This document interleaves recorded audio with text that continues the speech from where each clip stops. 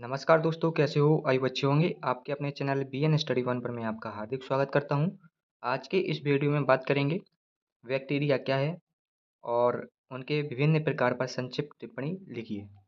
इस टॉपिक पर डिस्कस करेंगे। तो चलिए करते हैं वीडियो को स्टार्ट। और यदि आपको इसकी पीडीएफ चाहिए तो आप हमारे टेलीग्राम चैनल पर जुड़ सकते हैं। तो क्वेश्चन है, जीवाणु एवं उनके विभिन्न प्रकार पर संक्षिप्त टिप्पणी लिखिए। Write a short notes on bacteria and its various type.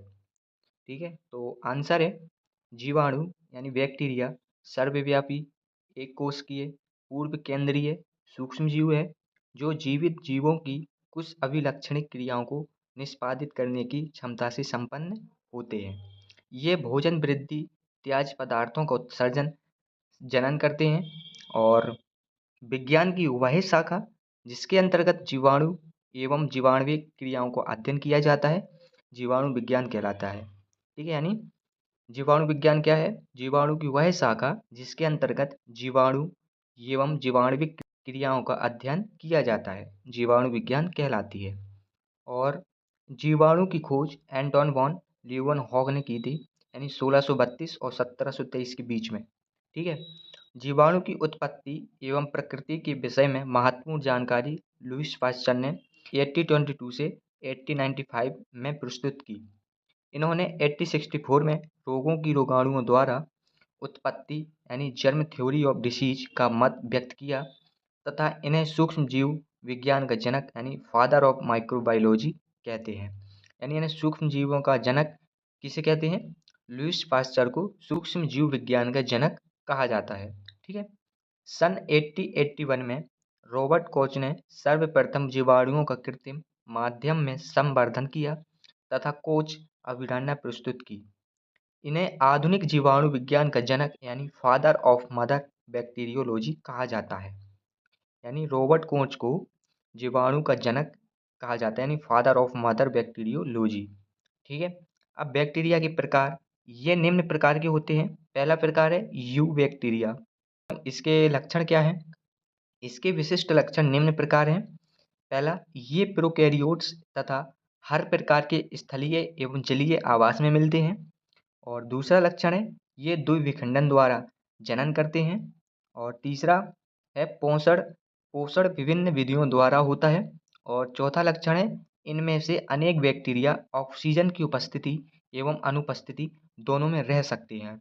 ठीक है, इनमें से अनेक बैक्टीरिया जो होते हैं वो ऑक्सीजन की उपस्थिति में भी रह सकते हैं एवं अनुपस्थिति में भी रह सकते हैं, दोनों माध्यम में रह सकते हैं। ठीक है, और लास्ट लक्षण है ये ताप के विभिन्न परासों में रहकर वृद्धि कर सकते हैं। ठीक है, ये विभिन्न ताप पर रहकर भी वृद्धि कर सकते हैं। और दूसरा प्रकार है आर्की बैक्टीरिया। इनके विशिष्ट लक्षण निम्न प्रकार हैं। पहला लक्षण है इनकी सेल वॉल में पेप्टिडोग्लाइकन नहीं होता है। और दूसरा लक्षण है इनकी सेल मेम्ब्रेन फॉस्फोलिपिड द्वारा नहीं बनती है बल्कि ग्लिसरो हाइड्रोकार्बन यानी ग्लिसरोल की श्रृंखलाओं द्वारा बनती है। तीसरा लक्षण है इनके राइबोसोम क्लोरैम्फेनिकोल के प्रति संवेदनशील नहीं होते हैं। और चौथा लक्षण है इनका 16 एस आरआरएनए अन्य बैक्टीरिया से अलग होता है। ठीक है, और लास्ट लक्षण है ये खराब पर्यावरण में भी रह सकते हैं, यानी आर्की बैक्टीरिया खराब पर्यावरण में भी ये रह सकते हैं, अपना जीवन व्यतीत कर सकते हैं। ठीक है, और तीसरा प्रकार है रिकेटिसाई। इसका पहला लक्षण है ये सूक्ष्म शलाकाओं के रूप में होते हैं तथा ऑर्थोपोड्स द्वारा एक जीव से दूसरे जीव में संचारित होते हैं। और दूसरा है ये केवल सजीव कोशिकाओं में ही गुणन करते हैं। और तीसरा लक्षण है क्लेमाइडी सूक्ष्मतम बैक्टीरिया है जिन्हें पहले वायरस कहते थे, यानी क्लेमाइडी सूक्ष्मतम बैक्टीरिया है जिन्हें हम पहले वायरस कहते थे। ठीक है, और चौथा लक्षण है माइकोप्लाज्मा सूक्ष्मतम जीव है जो सजीव कोशिकाओं के बाहर भी जनन व गुणन कर सकते हैं। ठीक है, और लास्ट लक्षण है इनमें से कुछ फेफड़ों में रोग उत्पन्न करते हैं, यानी रिकेटिसाई में कुछ बैक्टीरिया ऐसे हैं जो फेफड़ों में रोग उत्पन्न करते हैं। ठीक है, और नेक्स्ट प्रकार है नील हरित बैक्टीरिया यानी ब्लू ग्रीन बैक्टीरिया के भी लक्षण निम्न है। पहला लक्षण है ये प्रारूपी प्रोकैरियोट्स हैं। और दूसरा लक्षण है इनमें शैवालों की भांति क्लोरोफिल होता है, जिसकी सहायता से ये प्रकाश संश्लेषण करते हैं। और तीसरा लक्षण है, ये सागरों के प्राथमिक उत्पाद हैं, यानी ये सागरों के प्राथमिक उत्पादक हैं।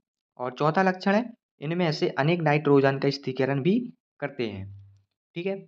और नेक्स्ट प्रकार है मिक्सोबैक्टीरिया।